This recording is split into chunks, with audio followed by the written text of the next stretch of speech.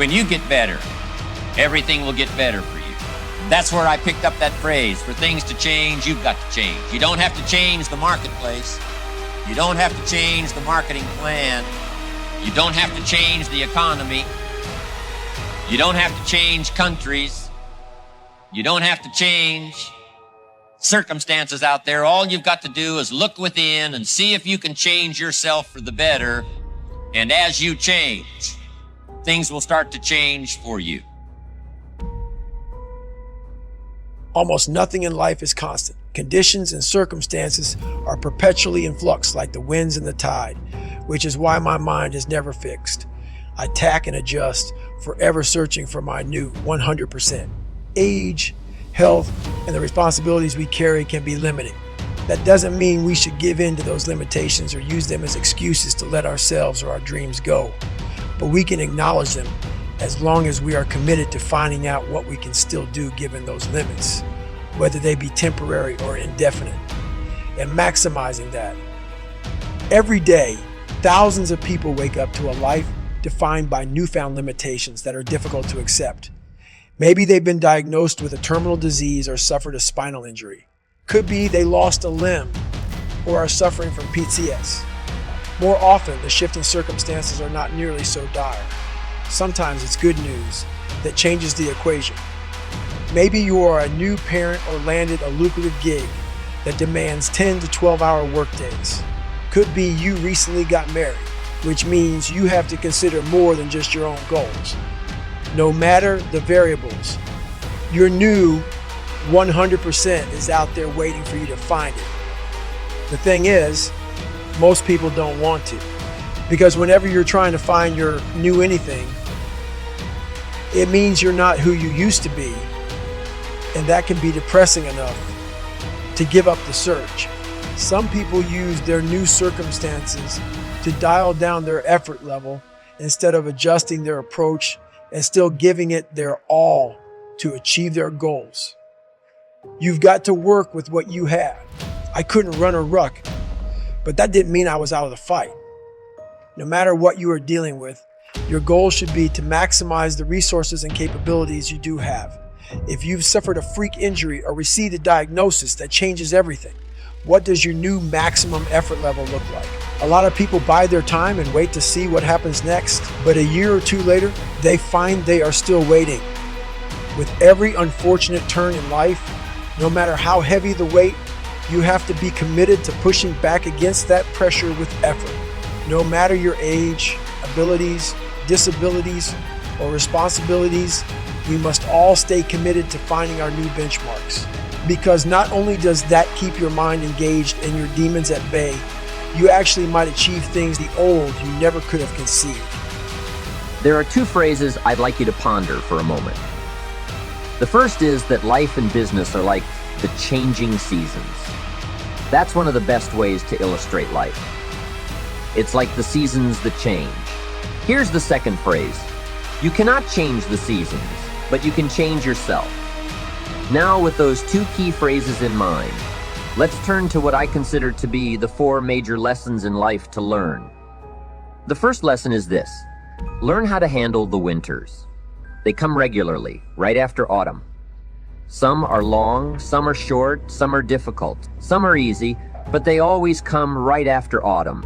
That is never going to change. There are all kinds of winters. The winter when you can't figure it out. The winter when everything seems to go haywire. One writer called it the winter of discontent. There are economic winters, social winters, personal winters, when your heart is smashed into 1,000 pieces. Wintertime brings disappointment, and disappointment is common to all of us. So learn how to handle the winters. You must learn how to handle the nights. They come right after days. You must learn how to handle difficulty. It always comes after opportunity. You must learn to handle recessions. They come right after expansions. That isn't going to change. The big question is, what do you do about winters? You can't get rid of January simply by tearing it off the calendar. But here's what you can do. You can get stronger. You can get wiser. And you can get better. Make a note of that trio of words. Stronger, wiser, better. The winters won't change, but you can. Before I understood this, I used to wish it were summer when it was winter. When things were difficult, I used to wish they were easy. I didn't know any better. Then Mr. Schoaf gave me the answer from a part of his very unique philosophy when he said, "Don't wish it were easier. Wish you were better. Don't wish for fewer problems. Wish for more skills. Don't wish for less challenge. Wish for more wisdom." Here is the second major lesson in life. Learn how to take advantage of the spring. Spring is opportunity. And spring always follows winter. What a great place for spring, right after winter. If you were going to put it somewhere, that would be the place to put it. God is a genius. Days follow nights. Opportunity follows difficulty. Expansion follows recession. And this all happens with regularity. You can count on it. However, the mere arrival of spring is no sign that things are going to look good in the fall. You must do something with the spring. In fact, everyone has to get good at one of two things: planting in the spring or begging in the fall. So take advantage of the day, take advantage of the opportunity, and read every book you can get your hands on to learn how to take advantage of the spring. Get busy quickly on your springs, your opportunities. There are just a handful of springs that have been handed to each of us. Life is brief, even at its longest. Whatever you are going to do with your life, get at it. Don't just let the seasons pass by. The third major lesson in life is this: learn how to nourish and protect your crops all summer. Sure enough, as soon as you've planted, the busy bugs and noxious weeds are out to take things over.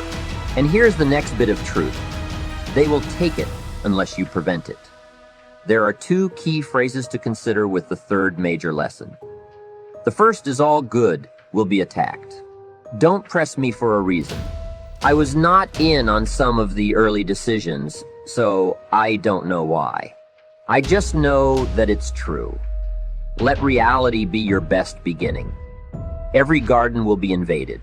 The second phrase is, all values must be defended.